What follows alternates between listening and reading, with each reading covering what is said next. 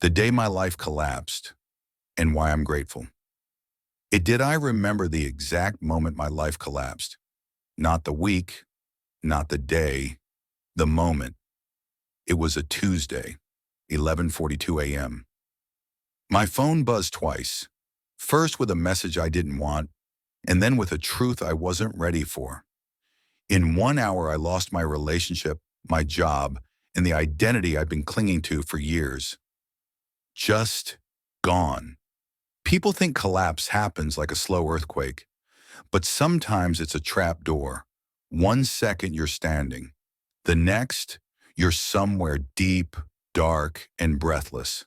And I was falling fast. The unraveling, they say hitting rock bottom is painful. But what they don't tell you is that rock bottom is silent. It's not the dramatic breakdown you see in movies. It's the quiet moment afterward, when you realize nobody is coming to save you.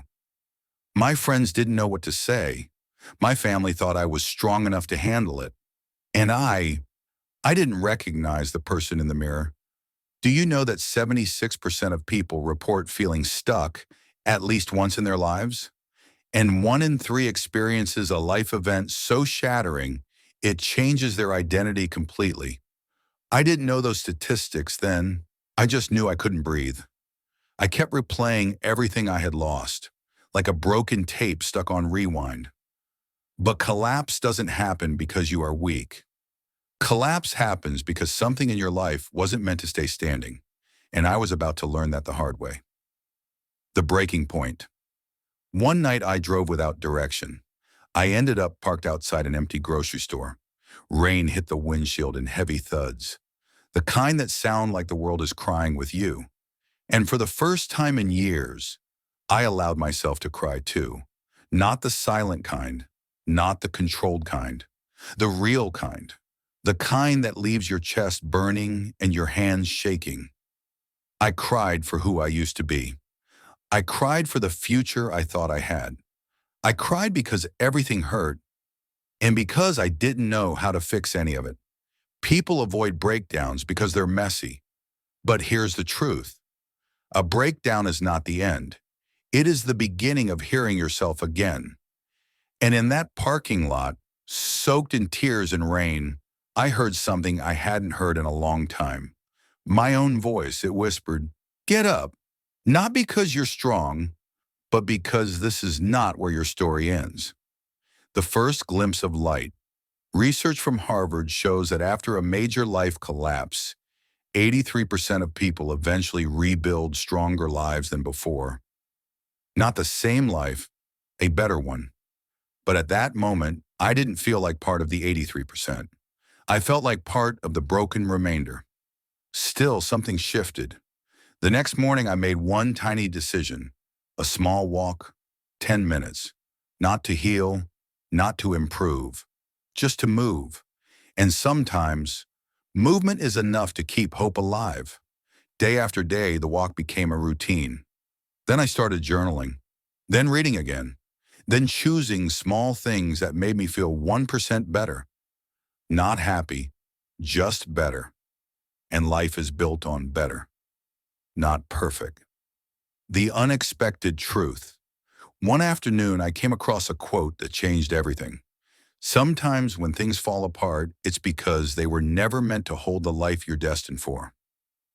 That hit me like a punch, because maybe the life I was grieving was too small for who I was becoming. Psychologists call this post-traumatic growth, and it's very real. Studies show people often become more confident, more grateful, more resilient after loss, not despite it. Pain is a sculptor. It shapes you, sometimes violently, but always intentionally. The rebuilding. As months passed, I started seeing what my collapse had revealed.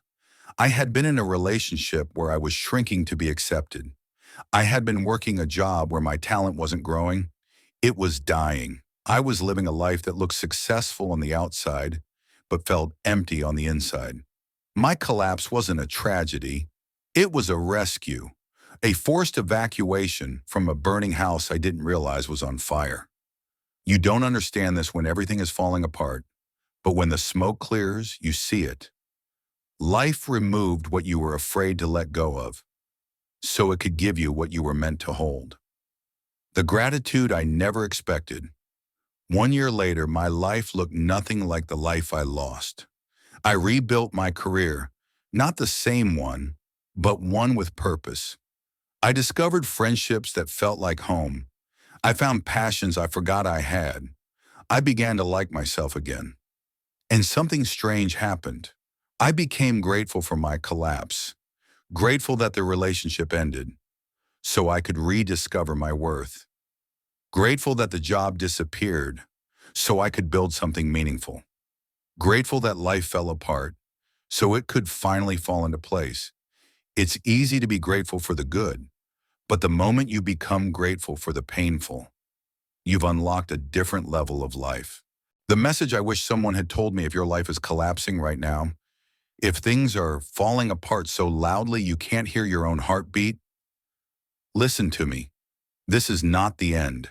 This is the clearing, the demolition before reconstruction, the storm before the sunrise.